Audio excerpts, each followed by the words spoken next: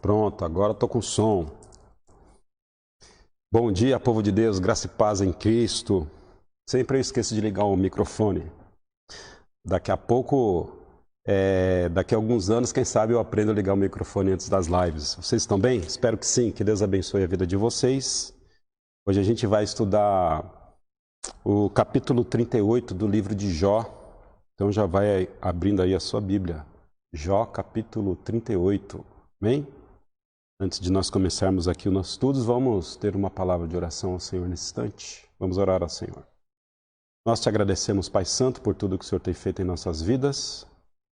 Obrigado, Deus, pelo teu cuidado. Obrigado, Pai, porque nós te conhecemos. Nós não somos ignorantes com relação à tua existência.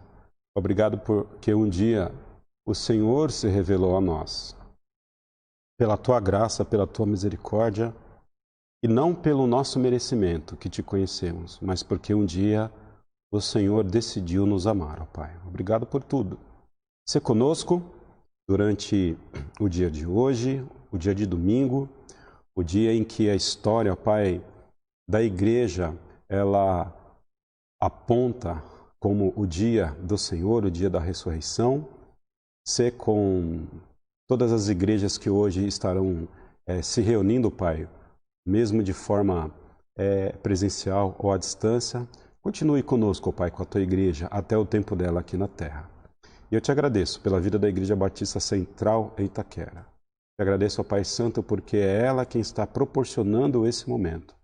Ela, Pai Santo, quem viabiliza, Pai, essas lives, esses estudos aqui, ó Pai, no Facebook, mesmo no YouTube. O Senhor continue abençoando a Tua igreja para que ela possa continuar tendo a visão para poder investir no anúncio da proclamação do Evangelho.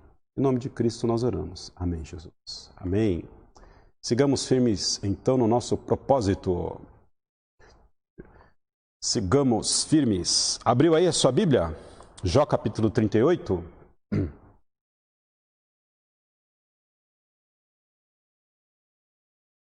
Nós vamos entrar agora numa parte especial do estudo do livro de Jó, que é o momento em que Deus responde, a partir do verso 38. Então, eu acredito que no próximo domingo a gente já está terminando o estudo do livro de Jó. Porque Deus ele vai responder Jó no capítulo 38, capítulo 39, capítulo 40 e 41. Depois, existe ali as considerações finais ali do livro, a resposta de Jó em cima de tudo aquilo que Deus fala, e aí o livro se encerra. Então hoje nós vamos praticamente começar o início do fim do estudo. Ok? Capítulo 38. Só que antes eu vou dar uma passadinha aqui no capítulo 37 para que a gente lembre de algumas coisas importantes aqui que o último amigo de Jó falou, que foi Eliú. Eliú era aquele quarto amigo de Jó que não aparece na cena, não aparece no cenário desde o início do capítulo 1 do livro. Eliú não aparece no cenário bíblico, ele vai aparecer aqui no capítulo 34. E como a gente comentou na semana passada, ao que tudo indica, ele estava próximo ali de Jó, não era daqueles, não veio em viagem junto com aqueles outros 3 amigos de Jó, e ele observa todos os argumentos dos 3 amigos de Jó, os argumentos do próprio Jó, e depois ele vai apanhar todas essas informações para poder dar uma palavra final.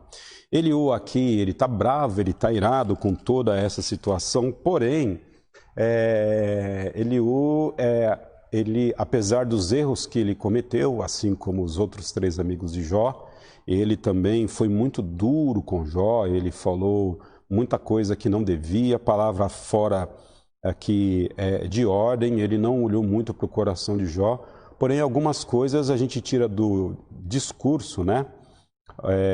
De Eliú são importantes. Uma delas que nós ressaltamos é que Deus às vezes permite, ou o próprio Deus às vezes ele é o agente de alguma provação na nossa vida para que nós possamos nos aproximar mais dele. Então, esse é um elemento novo no discurso de todo o livro de Jó. A gente lembra que a teologia dos 3 amigos era a seguinte, que Deus ele recompensa positivamente quem é justo e Deus pune quem não é justo, quem é ímpio. Então, a lógica desse discurso aponta que Jó está com algum tipo de pecado, porque se Jó está sofrendo tanto, é porque certamente algum pecado ele cometeu. Então, essa era a teologia dos 3 amigos. A teologia de Eliú também é parecida, tem bastante disso, mas ele aponta para um segundo caminho, né? Também trazendo ali a possibilidade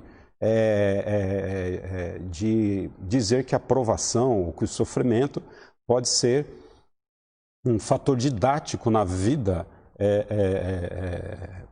na vida de Deus, para que isso possa ser aplicado ao coração daqueles que estão sofrendo. Ou seja, sofrimento não necessariamente é por consequência de pecado, o sofrimento também pode ser uma forma de Deus nos ensinar a aproximar mais dele.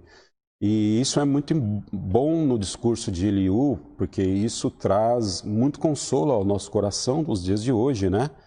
Muitas igrejas sofrem, né?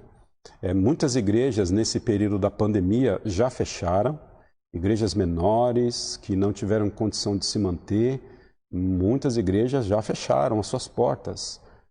Outras estão sofrendo, né? Como a grande maioria delas, mas o sofrimento, às vezes, ele é um fator didático na mão de Deus para que a gente possa nos aproximar mais dele. Certamente, muitas igrejas estão se aproximando mais de Deus durante esse período de pandemia por conta da própria pandemia. Um pastor já disse que essa pandemia ela vai servir como um filtro para a cristandade, para a igreja. Essa pandemia vai revelar de fato quem é crente e quem não é. E de fato, medidas as proporções, isso tem um pouco de verdade, porque muitas pessoas não retornarão mais às suas igrejas depois da pandemia. Algumas pessoas que estavam em dúvida se vale a pena realmente fazer parte de uma congregação ou não, algumas pessoas que estavam em dúvida durante o momento de pandemia, elas vão perceber que é bem mais confortável ficar em suas casas do que participar da comunhão com os santos. Não falo da minha igreja propriamente, né, da Igreja Batista Central de Itaquera, estou falando isso de uma forma genérica, mas isso já é um dado e nós já estamos constatando isso. Mas o sofrimento, ele serve para poder depurar a nossa alma, para poder fazer com que nós nos cheguemos mais perto do Senhor. Quem tem um pouquinho mais de anos de vida sabe que o sofrimento ele proporciona maturidade em nosso coração, desde que nós saibamos sofrer. Então Eliú, ele traz esse discurso de que não necessariamente o sofrimento é uma causa do pecado, mas é um cuidado de Deus para que a gente possa crescer. Deus, às vezes, permite o sofrimento na nossa vida, ou até mesmo é o agente do sofrimento da nossa vida, não é porque Ele quer nos punir, não é porque Ele quer nos castigar, é porque Ele sabe que por conta da nossa natureza humana, da nossa natureza caída, o sofrimento ele tem um valor didático. Então, sofrimento também é uma expressão do amor de Deus sobre a nossa vida. E aí depois que ele, no capítulo 37, vai discursar um pouco sobre isso, agora a gente entra no capítulo 38. E olha que interessante. Agora Deus vai responder. E eu fico aqui imaginando a cabeça de Jó no momento em que Deus responde, porque sabe aquelas orações e aquele momento difícil de vida que você passa e que parece que Deus não te responde? E você começa, talvez, se você não tomar cuidado com o seu coração, começa a colocar em xeque se de fato Deus está te escutando, se de fato Deus te ama, porque o período de ausência de resposta de Deus é tão grande que se nós não tomarmos cuidado, nós podemos até duvidar se de fato Deus está ouvindo as nossas orações. Para algumas questões da minha vida pessoal, Deus sempre levou anos para responder, né? Então, fique sabendo esse dado. Poucas vezes Deus foi pontual comigo em respostas de oração. Pontual quando eu digo em questão de tempo. Poucas vezes, eu posso contar nos dedos aí, numa mão só, quantas vezes Deus foi lá e me respondeu de forma pontual, no momento que eu achava que era apropriado para mim. As respostas de Deus às minhas próprias orações, às minhas angústias, às minhas aflições de alma, né? Elas vieram com o tempo. Com o tempo. Só depois, às vezes, de alguns anos em oração, esperando o Senhor, é que o Senhor me responde. E isso não é só privilégio meu, eu acredito também que você deve ter experiências também parecidas com a minha, e também foi o que aconteceu na vida de Jó. Jó demorou para ouvir uma resposta do Senhor, no tempo dele, né? Para Jó, certamente, houve uma demora, porque ele passou por muito sofrimento.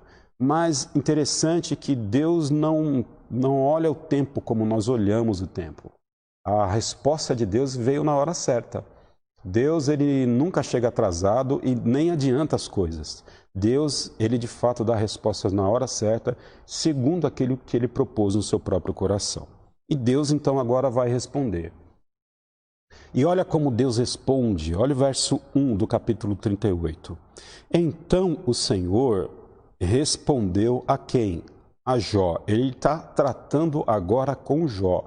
Ele não responde à esposa, não responde aos amigos, ele está tratando aqui com Jó. Então o Senhor respondeu a Jó, onde?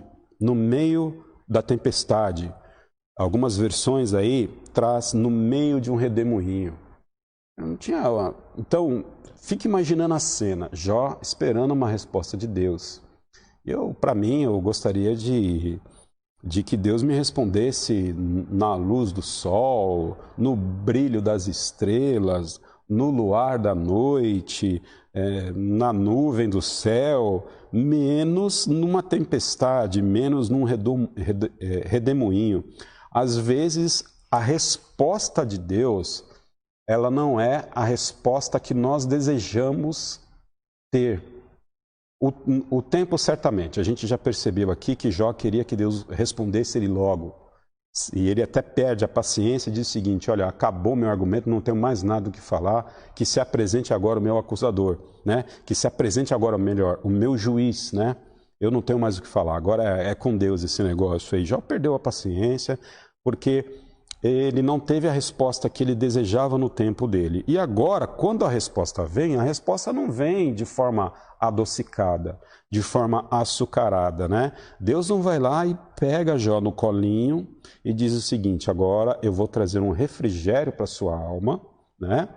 E eu vou dar uma resposta com sabor de mel para você. Muito pelo contrário, a resposta que o Senhor dá para Jó vem através de uma tempestade, vem através de um redemoinho, vem através de algo que, mais uma vez, incomodava o estado em que Jó estava. Então, durante essa manifestação de Deus, nesse redemoinho, ou nessa tempestade, Deus começa então a responder a Jó. Quando você pergunta, você faz uma interrogação, certo? Né? Você interroga a pessoa, você faz uma pergunta e o que você espera? Você espera que a pessoa, ao te responder, ela faça uma afirmação, né? Uma questão básica. Quanto que é 2 mais 2? Você faz a pergunta e você espera o quê? A resposta objetiva, direta, uma afirmativa. Olha, 2 mais 2 é 4, é isso, é aquilo. Você espera uma explicação. Não foi o caráter da resposta de Deus a Jó. Quando Deus vai responder Jó, Deus não responde ele de forma afirmativa. Deus responde de forma interrogativa. Deus usa aquilo que, se eu não me engano, era Sócrates, certamente era Sócrates. Deus não utiliza, Deus utiliza ali um argumento de perguntas. Sócrates, que gostava de de fazer perguntas para poder clarificar as ideias e tirar as dúvidas dos corações e das mentes. Era o método da maiêutica, o método da pergunta, do questionamento, para que a pessoa pudesse encontrar nela mesma a resposta dos seus questionamentos de vida. Não que Deus se apropria, né, de Sócrates, muito pelo contrário, mas nós podemos ver aqui que Deus ele usa desse recurso de fazer perguntas para poder responder os questionamentos do coração de Jó. Nós queremos que Deus nos responda de forma objetiva e clara. Se possível, que Ele mande um WhatsApp para nós e assine, assinado o Senhor Deus. Mas Deus não nos responde necessariamente dessa forma. Deus não nos responde necessariamente dessa forma. A forma com que Deus nos responde é para que nós possamos pensar naquilo que Ele está falando e refletir para que nós nos acheguemos a Ele pela fé, ok? Ontem eu estava conversando com uma pessoa e durante a nossa conversa nós lembramos que eu lembrei que Deus se agrada das pessoas que se achegam a Ele pela fé. Então, por que às vezes Deus não nos responde de forma objetiva, dentro da nossa linguagem objetiva? É porque é muito fácil para nós obedecer a um Deus que nos responde a hora que a gente quer e da forma com que nós queremos. Isso é muito fácil. O que Deus deseja é que nós continuemos a amá-lo, mesmo sendo as suas respostas não necessariamente no tempo dele e na nossa forma de ver o mundo, mas a partir disso nós possamos desenvolver a nossa fé e nos chegar e nos aproximar mais dele.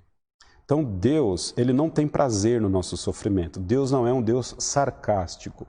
O que Deus faz é nos responder de forma homeopática para que através desse processo de cura dele nós possamos nos aproximar mais dele, ok? Então, Deus começa a responder Jó. E ele responde fazendo perguntas. E ele responde questionando. Ele não responde de forma direta. Ele responde de forma indireta para fazer Jó pensar sobre a sua vida. Verso 2, capítulo 38. Primeira pergunta de Deus. Quem é esse que obscurece o meu conselho com palavras sem conhecimento? Quem é esse? Deus não trata Jó na primeira pessoa. Jó, quem é você? Deus não trata Jó na primeira pessoa. Deus diz quem é esse que questiona o meu conhecimento ou tenta trazer obscuridade à minha sabedoria, aos meus desígnios. Então, eu, certamente, se fosse Jó, eu já ficaria assustado com esse tipo de pergunta direta de Deus, porque parece que aqui Deus se distancia de Jó. Jó estava dizendo que Deus era amigão dele, que ele era um cara justo, que ele era uma pessoa que tinha sabedoria, que ele amava os pobres, que ele tinha muito conhecimento de Deus. Enfim, Jó se julgava de fato uma pessoa honesta, correta. A grande questão que nós vamos começar a perceber aqui, na própria resposta do Senhor, é que Jó estava certo em tudo aquilo que ele disse, porém, Jó estava trazendo mais justiça sobre ele do que o próprio Deus traria. Jó, ele estava sendo mais justo diante dos seus olhos do que realmente ele era. Ele era um cara 100%, Jó, a gente não tem dúvida disso. Até porque Deus atesta isso no capítulo 1 e no capítulo 2 de Jó. Porém, Jó estava trazendo para si 110% de justiça. E Deus agora está tratando esses 10% de autojustiça que Jó trazia sobre a vida dele. E esses 10% que estava sobrando, certamente, era orgulho de Jó, era presunção de Jó e era autojustiça que Jó tentava trazer sobre ele. Os irmãos entendem? Qual era então o pecado de Jó? Jó estava em pecado? Sim, de uma forma natural, Jó sempre esteve em pecado, como nós estamos em pecado. Jó cometeu pecado para poder passar por aquilo que ele estava passando? Jó não cometeu pecado para poder passar por aquilo que ele estava passando. O sofrimento de Jó não foi resultado do seu pecado. O O sofrimento de Jó foi resultado dos desígnios de Deus sobre a vida dele. Porém, durante o discurso, durante as respostas que Jó vai dar, Jó começa a tentar elevar a sua medida de justiça acima do nível aceitável para ele na época. Então, Deus está tratando agora esta questão. Jó, você é um cara justo, você é um cara legal, eu amo você, mas você não é tudo isso também que você está dizendo, você não é tudo isso que você está afirmando que você é. Então, Deus está tratando aí esses 10% de autojustiça que Jó está trazendo sobre a vida dele. Então, Jó era um pouquinho orgulhoso, um pouquinho presunçoso. Jó se achava, às vezes, melhor que as outras pessoas. Jó se achava melhor que os amigos dele. E aí Deus vai começar a tratar essas questões no coração dele. Então, quem é você? Quem é esse, né, que obscurece o meu conselho com palavras sem conhecimento? Então, Deus já começa a responder fazendo pergunta. Verso 3. Prepare-se como simples homem. Vou fazer-lhe perguntas e você me responderá, né? Então, cinge aí os seus lombos, aí, o seu quadril, né? Aperte o cinto, se prepare, porque agora, então, eu vou começar a fazer umas perguntas. Você que é tão sábio, você que é tão justo, você que é tão eloquente, você que me conhece tanto a minha natureza, você que conhece tanto as coisas, você que está questionando por que você está assim, então eu vou te fazer umas perguntas e você me responde. Ok? Então, Deus coloca Jó no banco do aprendizado, né? Ou melhor, Deus se coloca no banco de aprendiz e está dizendo para Jó o seguinte: agora me ensine, porque você está tentando ensinar como que a vida funciona, então agora eu vou te fazer algumas perguntas e eu espero que você me responda. Então vocês agora estão no lugar de mestre e eu no lugar de aluno. Deus se coloca aqui nessa posição para poder chamar a atenção de Jó, né? Vou fazer-lhe perguntas e você me responde, ok? Verso 4. Onde você estava quando lancei os alicerces da terra? Responda-me, se é que você sabe tanto. Quem marcou os limites das suas dimensões, talvez você saiba, e quem estendeu sobre ela a linha de medir, e os fundamentos sobre os que foram postos. Verso 6 de novo, e os fundamentos sobre o que foram postos. E quem colocou sua pedra de esquina enquanto as estrelas matutinas juntas cantavam e todos os anjos se regozijavam. Olha o que Deus vai fazer com Jó. Deus não vai responder por que ele estava sofrendo. Porque essa era a pergunta de Jó. Por que eu estou sofrendo? Deus não vai dar resposta a ele. Certamente a gente faria essas mesmas respostas. Mas essas mesmas perguntas que Jó fez. Mas as perguntas que Jó estava fazendo, elas começaram... Jó começou muito bem, né? No sair do ventre da minha mãe, no eu vou voltar para lá. Deus que faz todas as coisas. Legal. Jó entendeu que Deus era soberano e ele se submete a isso. Porém, ao passar dos dias, Jó vai começando a perder um pouco a linha. Jó vai começar a questionar de fato a justiça de Deus. E aí é nesse momento que ele se perde, quase que ele se perde, no final ali do seu discurso. E quando Deus vai falar com Jó, olha que interessante, Deus ele vai usar os elementos da natureza para mostrar para Jó quem é ele diante da criação e desse Deus e diante desse Criador. Qual é o lugar dele? Onde que Jó estava quando Deus ele lançou os alicerces da terra? Então, perceba o que Deus está fazendo. Coloque isso no seu coração agora. Talvez você está passando por algum tipo de dificuldade.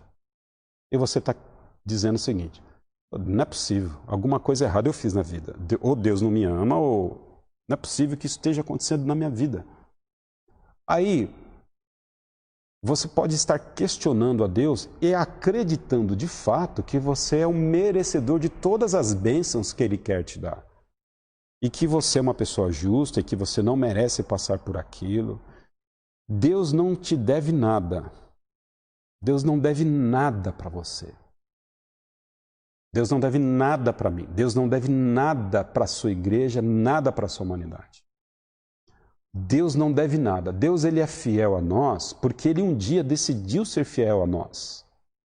Às vezes nós acreditamos que Deus tem obrigações de nos fazer felizes. Deus tem a obrigação de nos abençoar, que nós temos direito sobre bênçãos. E a gente às vezes escuta pregações aí dizendo que você precisa reclamar os seus direitos, né? Sobre reclamar os nossos direitos que Deus nos dá. Nós não temos direito a nada, né? Nós merecíamos o inferno, mas Deus nos dá o céu pela sua graça e pela sua misericórdia. Então, quando a gente passa por grande momento de estresse, por grande momento de sofrimento, nós começamos a fazer esses questionamentos que Jó estava fazendo. Por que eu estou sofrendo se Deus é bom e se Ele me ama e eu estou aqui nesse marasmo, eu estou aqui nessa dor? E aí, quando Deus vai responder Jó, e Ele pode não responder também, dizer o seguinte: e quem disse que eu tenho que te abençoar? Quem disse que eu tenho a obrigação de responder você na hora que eu tenho que responder? Deus aqui está sendo duríssimo com Jó. Deus está dizendo: Jó, tá bom, você é inteligente? Então me diz o seguinte, onde você estava quando os fundamentos da terra foram lançados, quando eu lancei os fundamentos da terra? Lá em Gênesis 1, né, e haja luz, e houve luz, né, e haja separação entre águas do firmamento, entre a terra e o firmamento. Onde que estava Jó durante todo esse momento da criação? Onde que nós estávamos, né? Quando Deus ele resolveu estabelecer as leis da natureza, as leis físicas, a lei da inércia, a lei da gravidade. Onde é que nós estávamos quando Deus começou a projetar toda a sua criação? E Deus começa a fazer essas perguntas sobre a vida de Jó, dizendo para ele o seguinte: você não sabe nada, menina. Você está fazendo perguntas que, aos meus olhos, são loucuras. Você está fazendo as perguntas erradas, né? Eu continuo sendo Deus, faço o que faço, como eu faço, da forma que eu faço, como eu quero fazer, e você não está em posição de fazer todos esses questionamentos que você está fazendo. É o que Deus está começando a responder para Jó. Você não está com essa bola toda para me fazer esses questionamentos no nível que você está fazendo. Porque antes de eu estabelecer todas as coisas, você nem existia. E Deus está questionando aqui a sabedoria de Jó. Verso 6. E os fundamentos sobre o que foram postos. E quem colocou a sua pedra de esquina, enquanto as estrelas matutinas juntas cantavam e todos os anjos se regozijavam. Então, Deus está fazendo menção não necessariamente a sua criação. Ele começa a fazer menção sobre o projeto da criação e, consequentemente, a criação. Ou seja, Jó, antes de todas as coisas acontecerem, antes da criação ser estabelecida, quem era você? Onde é que você estava? Você que é tão inteligente. Responda isso para mim. Depois que algumas coisas foram criadas, como as estrelas, como a terra e como os anjos cantando e se regozijando, onde é que você estava, Jó? O que você estava pensando? O que você estava fazendo na vida? Verso 8. Quem represou o mar, pondo-lhe portas, quando ele irrompeu do ventre materno? Quando o vesti de nuvens e densas trevas o envolvi? Quando fixei os seus limites e lhe coloquei portas e barreiras? Quando eu lhe disse, até aqui você pode vir, além deste ponto não. Aqui faço parar suas ondas orgulhosas? Será que você agora pode baixar um pouquinho o nível da sua autoestima, baixar um pouquinho do seu orgulho para poder me ouvir, né? Eu estou imaginando aqui, se Jó tivesse aqueles livros de autoajuda na sua prateleira, 7 maneiras de ser o melhor homem do mundo, né? 9 dicas de você melhorar a sua autoestima. Você pode, né? O poder do homem que ora, né? Tem um livro aí, inclusive, que o poder da mulher que ora, pensando que o homem pode ter poder, que a mulher tem poder. O homem não tem poder coisíssima nenhuma, mulher não tem poder coisíssima nenhuma. A oração, Deus é quem tem poder e se manifesta através da oração. Mas eu fico imaginando, né? Jó sendo esse produto dessa sociedade hoje, que diz para você o seguinte, que você tem que ser o melhor, que você tem que ser o cabeça, que você não pode ser cauda, que você não pode esperar poucas coisas da vida, que você sempre tem que ser o primeiro. E aí agora Deus está dizendo o seguinte para ele: aqui faço parar as suas ondas orgulhosas. Deus está tratando aqui uma questão de orgulho de Jó. Jó tinha um pouquinho de orgulho. E às vezes a gente é assim, né?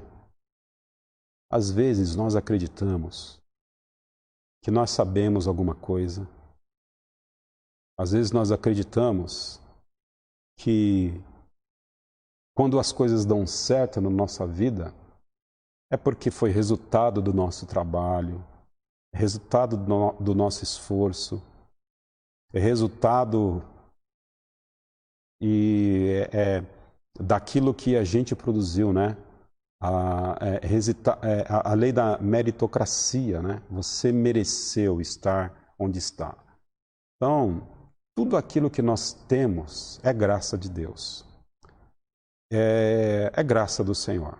A nossa inteligência, a nossa sabedoria, ela é graça do Senhor. Estudar, conhecer a Bíblia um pouco mais, ela é graça. Eu tive a oportunidade, Deus me deu a oportunidade de estudar a Bíblia de forma mais objetiva durante alguns anos. Isso é graça. Muitas pessoas são inteligentes, fazem faculdades, mestrado, doutorado, tudo isso é graça. Tem pessoas que têm uma casa, isso é graça. Tem pessoas que têm 2 casas, isso é graça. 3 casas, isso é graça. Tem pessoas que têm filhos obedientes, isso é graça. Misericórdia também de Deus derramado sobre a nossa vida. E nada do que temos, nada do que produzimos, isso pode fazer com que a gente traga méritos sobre as nossas vidas. Falar de forma bem clara que nós não merecemos nada. Ah, pastor, você está sendo muito duro, pastor. Ah, pastor, mas a gente... Gente, nós não merecemos nada de Deus. Essa teologia que hoje está entrando nos nossos lares, que nós precisamos ser felizes, que nós temos que ter as coisas, isso é uma teologia do inferno, não é uma teologia que está na Bíblia.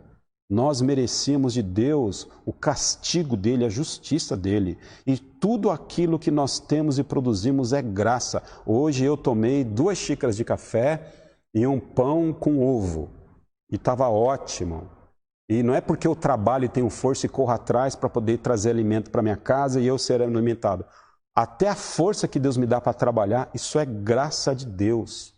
Isso é graça de Deus. Eu estou bonito aqui na telinha hoje, né? Dando um estudo bíblico. Ah, mas o pastor é um abençoado. Abençoado de Deus, de fato. Não é porque eu fiz alguma coisa para merecer estar aqui desse lado da telinha e os irmãos aí do outro lado. Tudo é graça de Deus. Por isso que a gente não tem que se orgulhar. Por isso que nós não temos que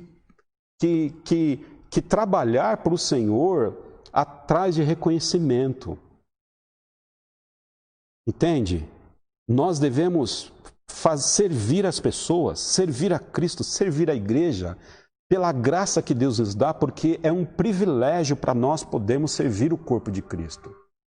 É um privilégio cantar, é um privilégio ministrar aqui uma lição bíblica, é um privilégio tocar um instrumento, é um privilégio tomar conta de um portão na igreja, é um privilégio você ser um líder de pequeno grupo, tudo isso é privilégio e não é mérito nosso. E se nós não tomarmos cuidado, nós vamos nos sentir pessoas especiais, além da medida, por conta daquilo que Deus nos deu. E era exatamente o que aconteceu no coração de Jó. Jó era uma pessoa 100% íntegra, honesta, rica, abastada, sábia. Jó era um camarada, conforme a própria Bíblia diz para nós, que quando ele passava nas ruas, os meninos, eles saíam das ruas para deixar Jó passar e os idosos levantavam, né, para poder honrar ali a presença de Jó. Jó era essa pessoa. E Jó era uma pessoa extremamente abençoada. O problema é que Jó deixou subir para a cabeça dele as condições de bênção que Deus trazia sobre a sua vida. E agora Deus está tratando isso. Jó, menos. Tudo isso que você é porque você é objeto da minha graça e da minha misericórdia. Então eu te dei e eu te tirei e eu faço isso quando eu quero, na forma com que eu quero. E Deus é assim. Deus dá e Deus tira. Sabe por quê? Para que a gente aprenda que quando a gente tem, a gente saiba dizer que foi Deus que produziu na nossa vida e não foi nós. Né? Às vezes Deus nos tira as coisas para que a gente enxergue que é Ele quem faz crescer, é Ele quem vai fazer multiplicar as coisas que estão no nosso redor. Às vezes é preciso que a gente passe por um deserto para a gente poder aprender que quem manda a água para nós, quem abre o céu e manda a chuva, é o Papai do céu. Não é a gente que faz lá a oração da chuva e aí depois da gente orar como Elias, a chuva vem. Às vezes é necessário a gente passar por aperto para que a gente tenha a humildade de reconhecer o Senhor, que é tudo aquilo que é produzido na nossa vida, é Ele que nos dá força. O próprio apóstolo Paulo fala na carta dele aos Efésios, Filipenses, que Deus é quem opera em nós o querer e o efetuar. É Deus quem opera em nós isso. Então, a gente precisa, às vezes, saber o nosso lugar. Crentaiada, vocês precisam saber qual é o lugar de vocês no corpo de Cristo. Esse evangelho hoje está muito fácil, né? Um evangelho modinha, um evangelho em que a gente precisa ser abençoado toda hora, Deus precisa carregar a gente no colo toda hora, e aí a gente vai ser aquele eterno bebê que nunca quer sair do berço esplêndido, né? Nunca quer sair dos braços do Senhor, sempre quer tomar aquela mamadeirinha. Por quê? Porque a gente acredita que Deus está sobre nosso serviço, e Deus não está sobre nosso serviço, nós é que estamos a serviço dele. E Jó está agora aqui sendo humilhado por Deus, porque Deus está dizendo para ele, cara, você era orgulhoso. Você não passou por tudo isso porque era orgulhoso. Mas esse processo que eu trouxe sobre a sua vida, para minha própria glória, também eu aproveitei isso para poder tratar um pouquinho aí o seu orgulho, né? Então Jó está sendo tratado aqui por Deus. Deus está sendo duro com Jó, Deus está aqui pegando pesado com Jó, dizendo para ele o seguinte, olha, você está questionando muito, né? Mas você não sabe nada sobre a vida. Verso 12. Verso 12. Puxa, me empolguei aqui agora, hein? Quase que eu faço um apelo agora aqui, vocês perceberem. Verso 12. Você já deu ordens amanhã ou mostrou a alvorada ao seu lugar? É você quem diz, Jó, qual que é o horário que o dia tem que amanhecer? O horário que o sol tem que sair? Verso 13, para que ela apanhasse a terra pelas pontas e sacudisse dela os ímpios. Vamos lá, vamos seguir aqui no texto. É só pergunta, gente. Percebem? É só pergunta. Deus engatou aqui uma quinta e agora ele não vai parar. Só vai parar lá no final do final do capítulo 41. A terra toma forma como o barro sobre o sinete, e tudo nela se vê como uma veste. Aos ímpios é negada a sua luz, e quebra-se o seu braço levantado. Verso 16. Você já foi até as nascentes do mar? Já foi até as nascentes do mar? Você sabe onde é que o mar nasce, Jó?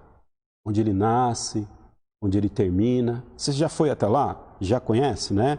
Ou já passou pelas obscuras profundezas do abismo? Já foi até o fundo do oceano? Dá uma olhadinha lá para saber como é que é essas coisas? O que acontece lá? As portas da morte lhe foram mostradas. Você conhece a vida depois da morte? Conhece a natureza da morte? A natureza do local da habitação dos mortos, né? Você viu as portas das densas trevas? Você faz ideia de quão imensas são as áreas da terra? Fala-me, se é que você sabe. Me responde agora aí. Você que está querendo ensinar, você que é sabichão, você que sabe todas as coisas, você que quer explicar tudo.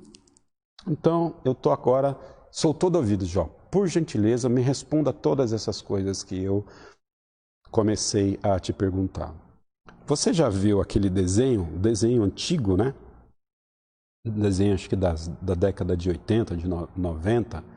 Se eu não me engano, eram os desenhos do Pica-Pau, em que o professor começava a dar bronca, ou alguma coisa assim daquela época, né? O professor começava a dar bronca no aluno, naquela pessoa que estava aprendendo, e a pessoa ia ficando pequenininha. Ela sentava na cadeira e ia ficando pequenininha, ia diminuindo, e a pessoa do outro lado lá brava, explicando, pequenininha. É o que Jó certamente estava acontecendo ali na vida de Jó. Jó estava se diminuindo. Percebe? Jó agora, ele estava entrando em constrangimento. Gente, não era mais os amigos de Jó que estavam falando com ele.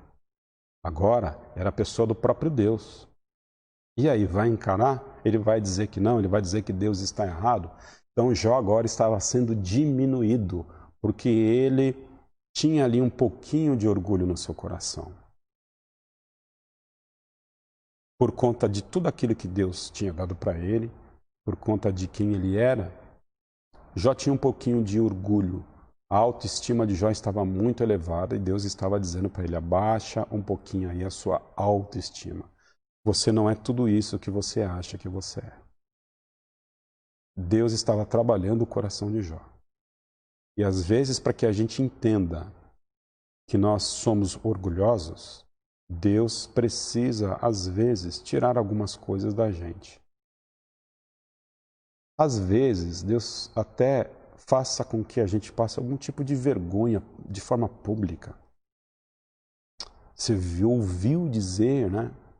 Está sabendo daquele assunto. Por quê? Porque é dessa forma, talvez, com que a gente vá realmente dizer que o Senhor é dono de todas as coisas. Então a gente precisa estar atento a isso. E Deus estava trabalhando no coração de Jó. O livro de Jó, nesse momento, tem trabalhado o meu coração. Deus tem dito para mim o seguinte, Haroldo, sou eu quem faço todas as coisas. Não é que você vai ter que ficar de braço cruzado, corre atrás. Mas eu que vou dar para você aquilo que você quer na hora que eu quiser.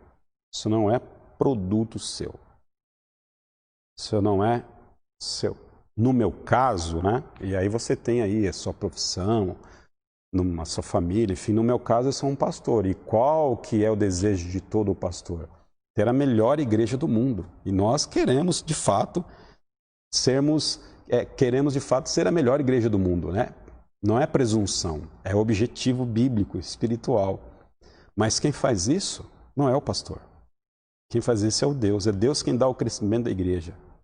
Então Deus está trabalhando no meu coração nesse momento, para que eu saiba de fato que quando a Igreja Batista de Central Itaquera for uma grande igreja, e eu sei que será, não porque eu descobri, mas porque Deus já falou isso ao meu coração, quando isso acontecer, eu já estou preparado ao chegar lá na frente para não dizer o seguinte, está vendo? Eu não disse que seria uma grande igreja. Está vendo? Porque os meus projetos, na verdade, seriam um projeto de Deus. E nesse momento, Deus está trabalhando no meu coração para que eu preserve o meu coração, para que eu não seja orgulhoso a partir do crescimento da igreja. E você também aí no seu trabalho deve pensar a mesma coisa. Talvez você pode estar passando por uma dificuldade extrema no seu trabalho, para que você reconheça que quando você galgar aí a sua profissão, para que quando você for promovido, ou mesmo você que está desempregado, para quando você entrar lá no seu emprego, você não diga o seguinte: eu mereci, eu lutei, eu corri atrás. Você não mereceu. Tudo isso que Deus te deu ou vai te dar é produto da graça e da misericórdia dele. Então, eu acredito que, a partir aqui do discurso de Deus sobre a vida de Jó, a gente já pode começar a fazer as aplicações ao nosso coração. Até porque semana que vem a gente já termina o estudo, né? Então, qual é a mensagem central aqui, eu acredito, que Deus está dizendo para Jó? A mensagem central é a seguinte: primeiro, Jó, você está pensando mais de si mesmo do que deveria. Por quê? Porque você tinha tudo, você era uma pessoa sábia, muito querida, mas você não soube usar de forma sábia tudo aquilo que eu te dei. Isso, de alguma forma, gerou algum nível de orgulho no seu coração. Então, primeira aplicação, queridos, tudo aquilo que nós temos, tudo aquilo que nós produzimos, é produto da graça que Deus derrama sobre a nossa vida. E a gente precisa tomar cuidado para que tudo aquilo que nós temos, para que tudo aquilo que nós produzimos, não seja parte de fomentação de pecado, de orgulho na nossa vida. Primeira, acho que é fundamental essa lição aqui no estudo de todo o livro de Jó. Nós não podemos achar que somos alguma coisa. Nós não somos nada, nós somos pó, miseráveis. Nós somos miseráveis. Miseráveis. Algumas pessoas têm menos propriedades, outras têm mais. Algumas pessoas têm uma voz linda para cantar, outras não cantam nada ou quase nada, que nem eu. Mas todas as pessoas são miseráveis, são pó diante do olhar de Deus. E tudo aquilo que a gente produz porque é Ele que nos dá. É Ele quem faz isso para nós. É Ele quem faz isso para nós. Lição fundamental no livro de Jó. Primeira lição fundamental. Segunda lição fundamental no livro de Jó. Deus faz todas as coisas do jeito que Ele quer, como Ele quer, de acordo com o seu sábio conselho. E quem somos nós para questionar o sábio conselho de Deus? Quem somos nós para questionar o sábio conselho de Deus? Nós não somos ninguém e nós não conseguimos imaginar, às vezes, os propósitos de Deus. Às vezes não, nós não conseguimos imaginar. A gente não consegue enxergar um palmo à frente do nosso nariz. E os propósitos de Deus, eles já foram estabelecidos antes da fundação do mundo. Essas perguntas que Deus faz aqui a Jó, Ele assim faz para dizer para Jó o seguinte: todas as coisas têm um desígnio eterno. E isso começou de fato na eternidade, antes da criação do mundo. E Jó, onde que você estava quando eu lancei os fundamentos da terra? Onde você estava quando as estrelas do céu foram criadas? Deus está aqui questionando Jó sobre, tentando dizer para ele o seguinte: cara, pensa um pouco no que você está falando. Pensa um pouco em quem você é. Você só passou a existir porque eu quis. Então, todas as coisas são anteriores a você. E você está se colocando quase como um deusinho diante das suas palavras, diante daquilo que você tem apresentado. Esse é Deus. Uma lição fundamental no livro de Jó. Deus é soberano. Deus faz o que quer, como Ele quer, com quem quer, onde Ele quiser. Se Deus decide abençoar, Ele abençoa. Se Deus não decide abençoar, Deus não abençoa. Se Deus decide tirar a vida, Ele tira. Se Deus decide dar a vida, Ele dá vida. Deus é que faz todas as coisas segundo o seu eterno propósito, segundo o seu grande conselho. E nós não podemos, nem imaginamos qual que é o eterno conselho de Deus. Só Deus pode saber necessariamente para onde que todas as coisas de fato estão caminhando. O máximo que nós podemos saber de Deus é aquilo que está revelado na sua palavra. Então, Deus está aqui ministrando no coração de Jó para que ele deixe aquele orgulho dele de lado. Terrível, né? A gente achar que todas as coisas que nós temos, todas as coisas que a gente produz, é resultado da nossa força e da nossa inteligência. Sigamos então, verso 18. Você faz ideia de quão imensas são as áreas da terra? Fale-me, se é que você sabe. Deus não está apontando aqui nem para as galáxias, né? Deus está apontando para as limitações do planeta. Diz para mim, Jó, quanto que mede a Terra? Qual é a sua circunferência? Já que você sabe, me responda isso. Verso 18. Como se vai ao lugar onde mora a luz e onde está a residência das trevas? Poderá você conduzi-las ao lugar que lhes pertence? Conhece o caminho da habitação delas? 21. Talvez você conheça, pois você já tinha nascido, você já viveu tantos anos. Deus está sendo irônico com Jó aqui. Talvez você saiba, né? Porque antes de tudo isso acontecer, você já tinha nascido, certamente. Está sendo irônico aqui com Jó. Verso 22, acaso você entrou nos reservatórios da neve, já viu os depósitos da saraiva que eu guardo para os períodos de tribulação, para os dias de guerra e de combate? Qual o caminho por onde se repartem os relâmpagos?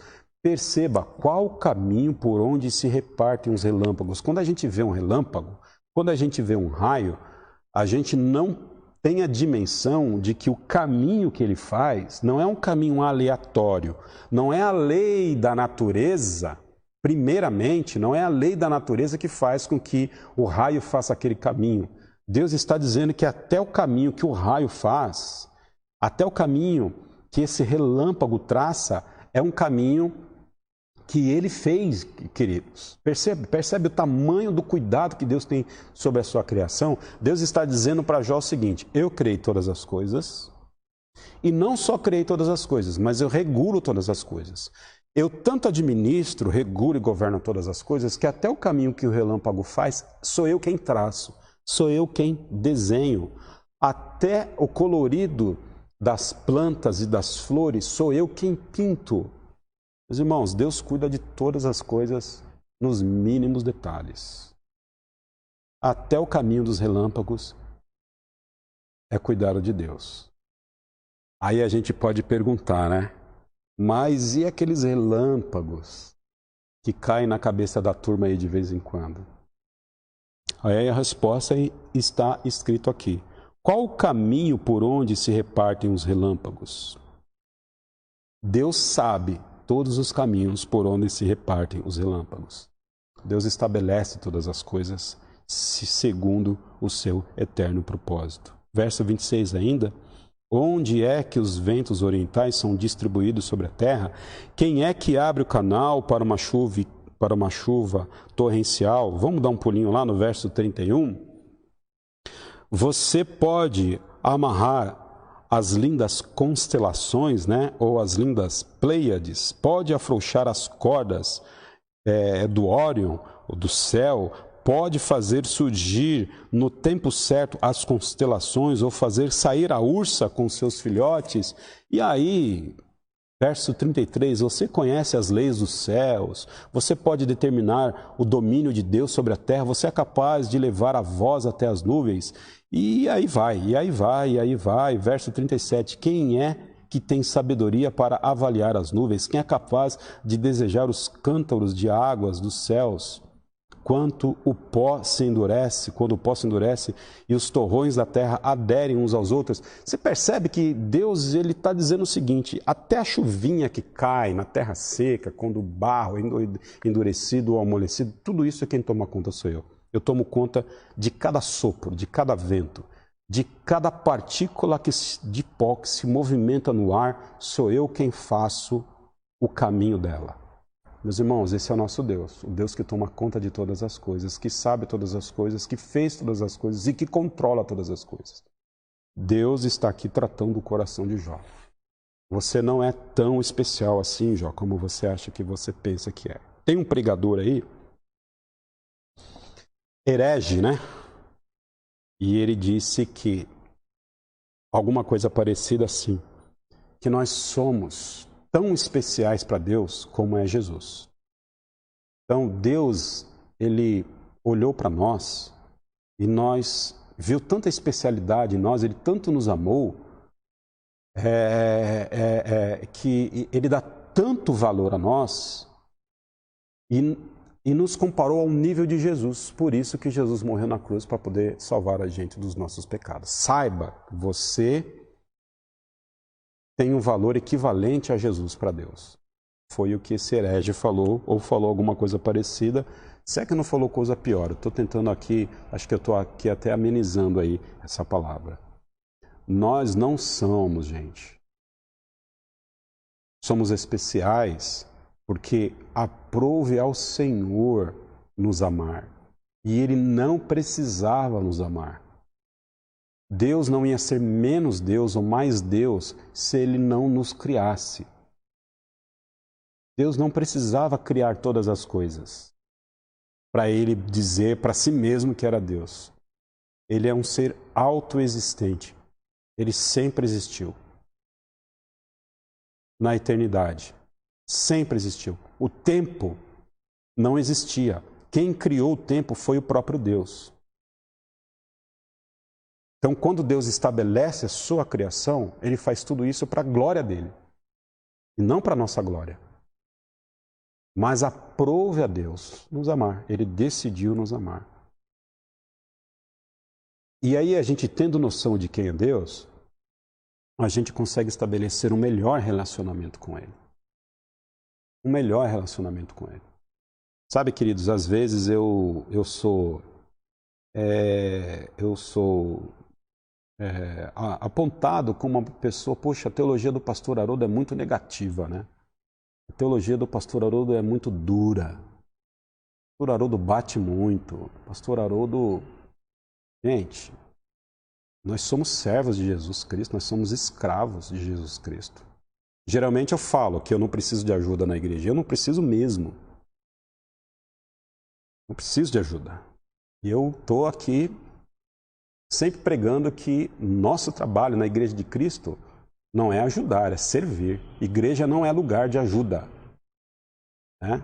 A gente pode ajudar e fazer filantropia em outros cantos. Igreja não é local de filantropia. Igreja, corpo de Cristo, é lugar de servir uns aos outros. Fazer com que os outros sejam maiores do que nós. Essa é a nossa tarefa. E esse é o Deus da Bíblia.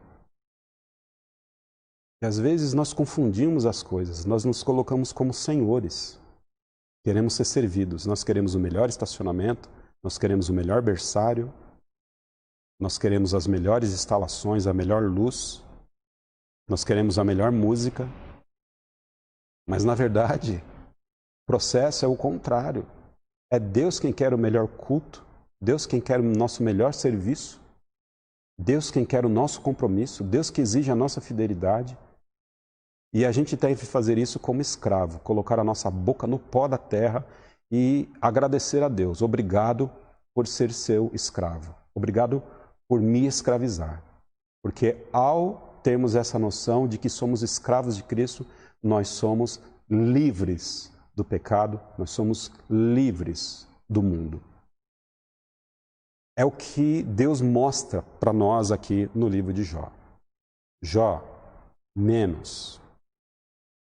Jó, não tenha tanta estima por si mesmo. O mundo lá fora diz o seguinte, que você não pode abaixar a cabeça, que você não pode ser humilde, que você não pode ficar por baixo. A palavra de Deus vai para outro canto. Bem-aventurados sois os humildes, os pobres de espírito. Bem-aventurados sois vós que clamam, que têm sede por justiça, porque grande é o galardão de vocês no meu reino. Bem-aventurados somos nós que somos servos do Senhor. O livro de Jó deve fazer com que o nosso coração cale diante da soberania de Deus. O livro de Jó deve fazer com que nós abaixemos a nossa cabeça e nós apenas glorificamos ao Senhor diante das alegrias, das tristezas, dos ganhos e das perdas.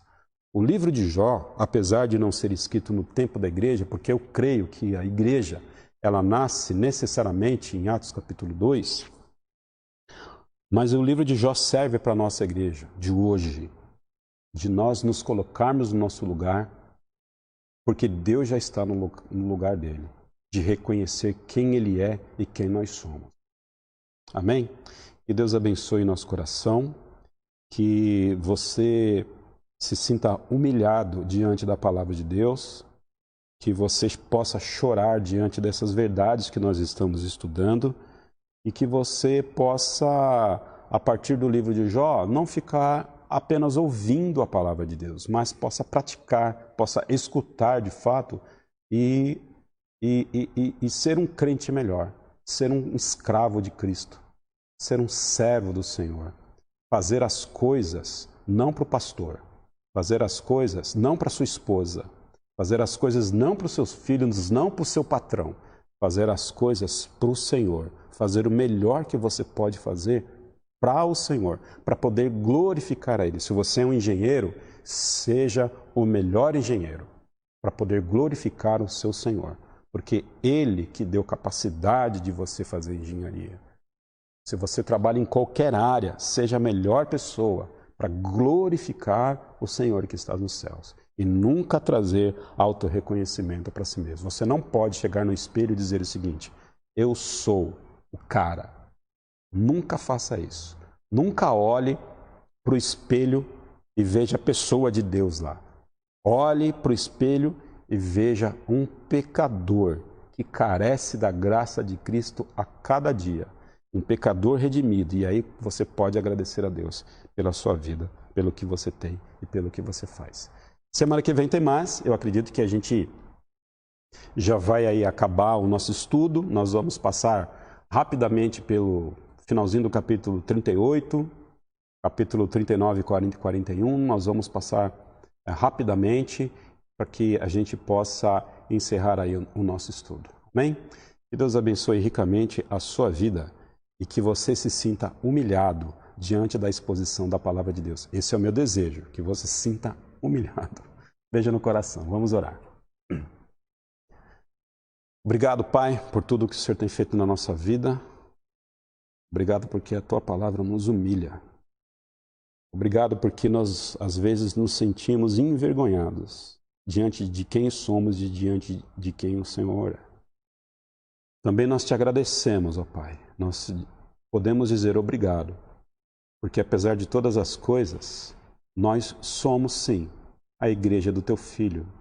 A igreja do Teu Filho que caminha, ó Pai, para o casamento com Cristo, a noiva que caminha para o casamento. E que lá nós receberemos os nossos galardões, ó Pai, as nossas coroas, e reinaremos juntamente com Cristo na eternidade, para a glória dEle, e vamos também ser glorificados. Em nome de Cristo, despeça-nos em paz. Amém. Deus abençoe a sua vida.